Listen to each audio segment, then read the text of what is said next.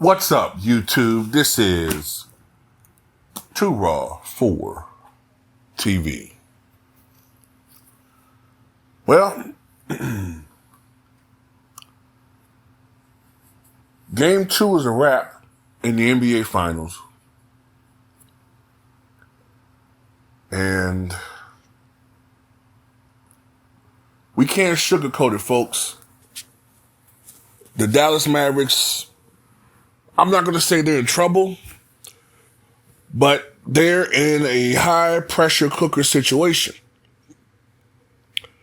Because Game 3 is the most important game of this team's season. One of the most important games of its franchise. In the history of this franchise. Because they can't lose Game 3. Because as we all know, no team in NBA history has come back from an 0-3 deficit. It's only been done once in Major League Baseball, 2004 Red Sox against the Yankees. It's only been done 4 times in hockey. I can't remember the teams. I'm not a big hockey fan, but I know it's been done 4 times.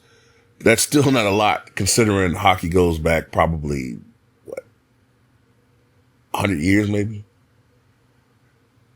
But anyway, maybe longer than that. But anyway, the Mavericks are in trouble. And I don't want to put it all on Kyrie Irving, but a lot of it is because of Kyrie Irving.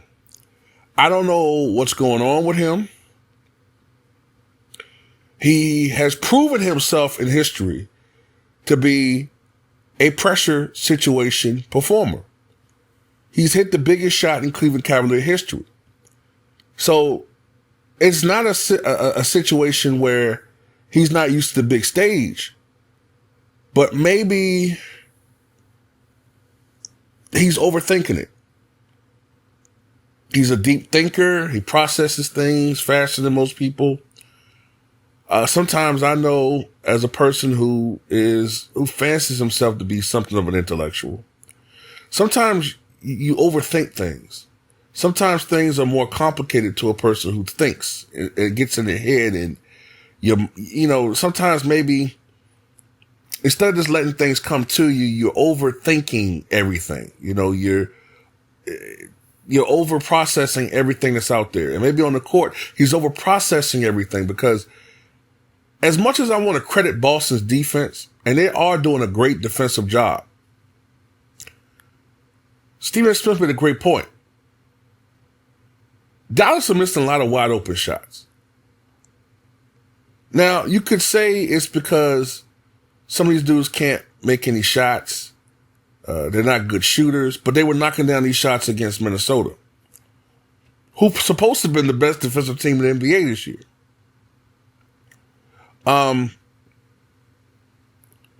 These guys got to start knocking down some shots, man. Okay, you get paid to knock down shots. Okay, everybody's looking at Kyrie Irving. I want to know why people aren't looking at a guy like Kleber. What's his name? Maxi Kleber? That's what you get paid for, to knock down open shots. But you're not doing it. And you're scared to do so, which makes you useless because you're not a good defensive player. But nobody has any smoke for him. You know what I'm saying? On TV, wherever. But yeah, it has to be on Kyrie Irving, because we sing his praises when he plays well. But right now, he's playing like crap. He's only averaging 14 points a game in this NBA Finals, which is extraordinarily pedestrian by his standards. This is a man that we argue should have won co-MVP with LeBron back in 2016. I think he averaged 27 points a game in that series or something. This is a guy that every year shoots somewhere around 50% from the floor, somewhere around 40% from downtown, somewhere around 90% from the line. He's making his free throws, although, he doesn't get to the line a lot. But he's only shooting 35% from the floor in this series. 13 for 37, I'm not mistaken. 35%. He has yet to make a three-pointer. 0 for 8. And a lot of his shots, although they are being contested in some instances, one-on-one by Jaylen Brown or a Drew Holiday, Drew Holiday, of course, is a great great one-on-one defender. And every time I'm looking at Drew Holiday now, the more and more I want to slap Giannis in the face. Because Giannis okayed the trade for Lane Dollar, as Tiki calls him. Giannis okayed this, and it's making me look at Giannis a certain way now. Because when the Bucks got Dame Dollar, I didn't want them to give up Drew Holiday. If anything, I would have preferred, as much as it would have hurt, I would have preferred that they gave up somebody like Chris Middleton. Drew Holiday still gives you too much. And I thought people were reacting too much to Dame's series against Jimmy Butler.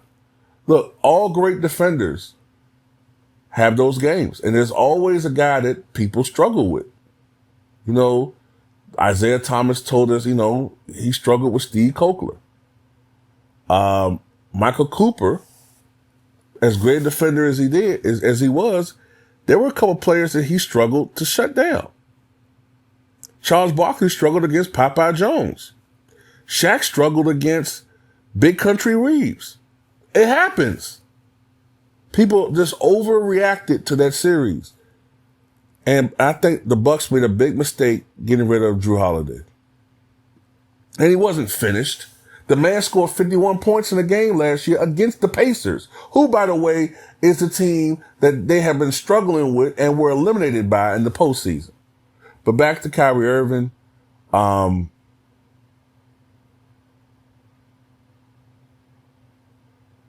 It's a great deal of this is on him. You know what I'm saying? Now, I don't think we can overlook Luka Doncic's 8 turnovers because we're so enamored by offense. The dude this just kills me, man. Why is it that people only care about turnovers when Russell Westbrook does it?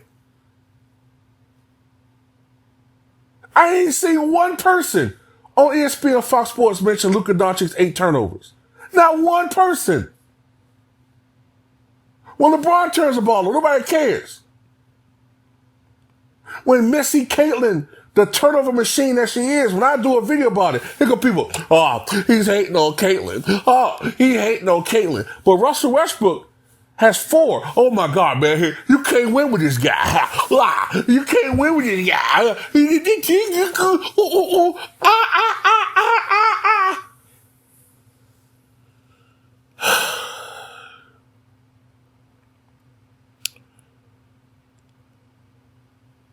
But I digress.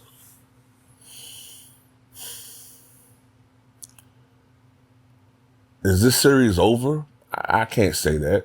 You know what I'm saying? I just saw that Kristaps Porzingis tweaked the knee.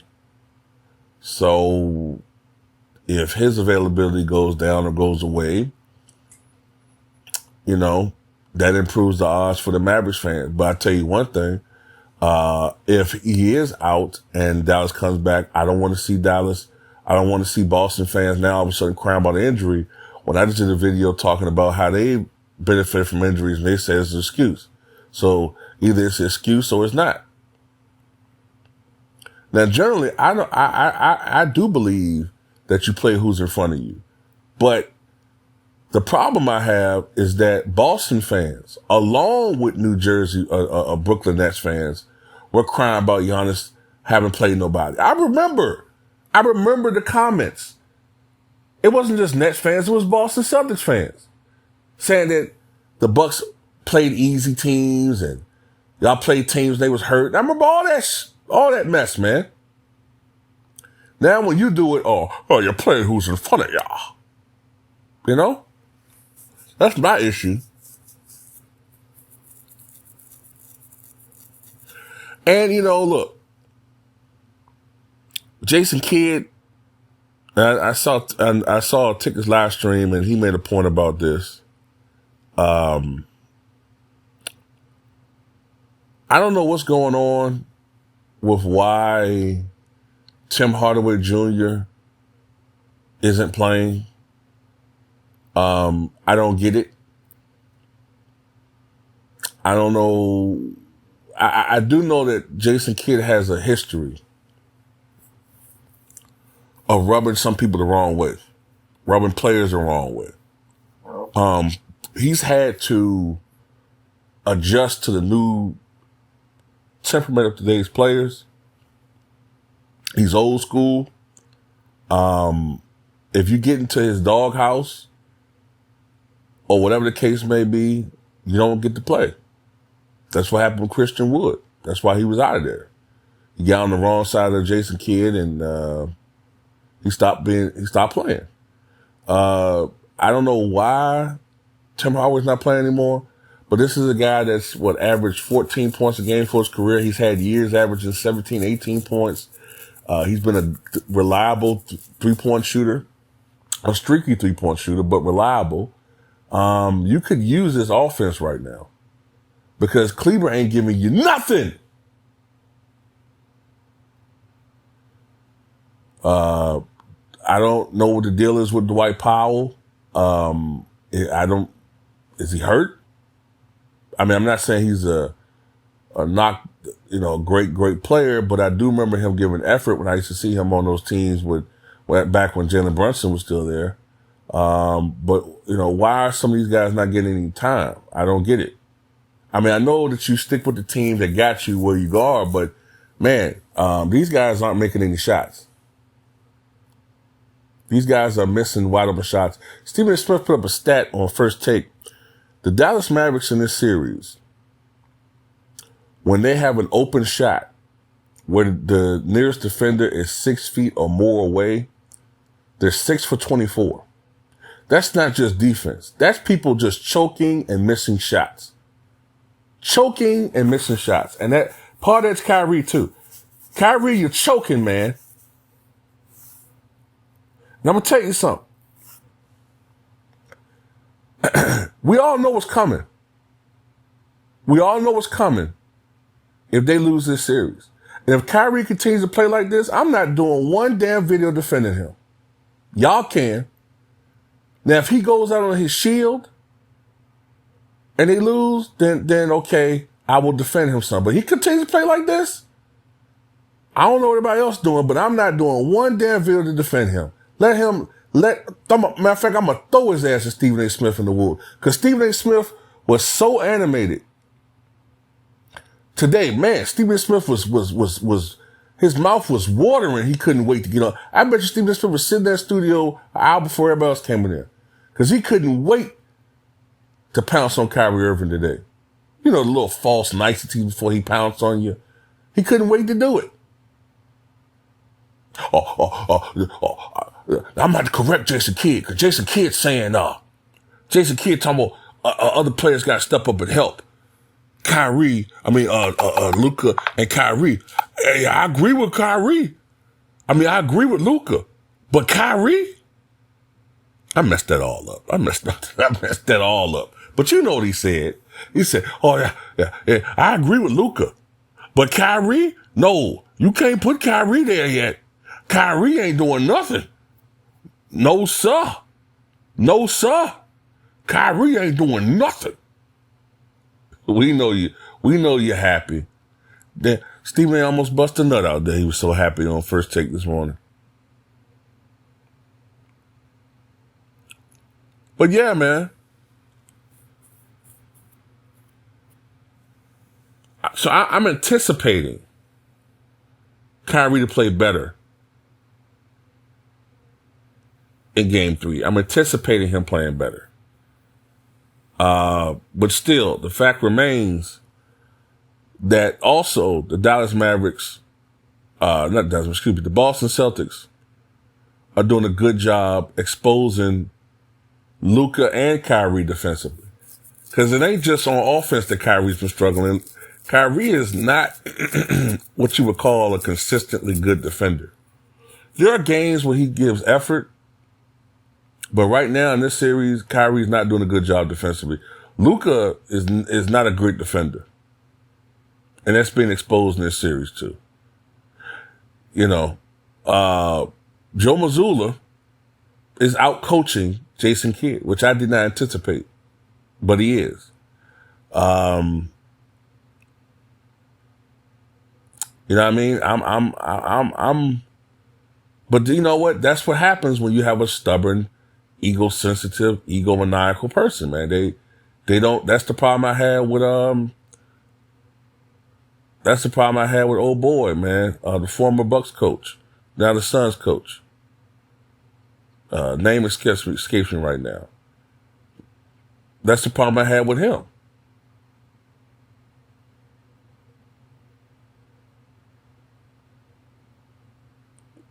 But anyway, man, that's all I got to say on this one, man. You know, so what you guys think?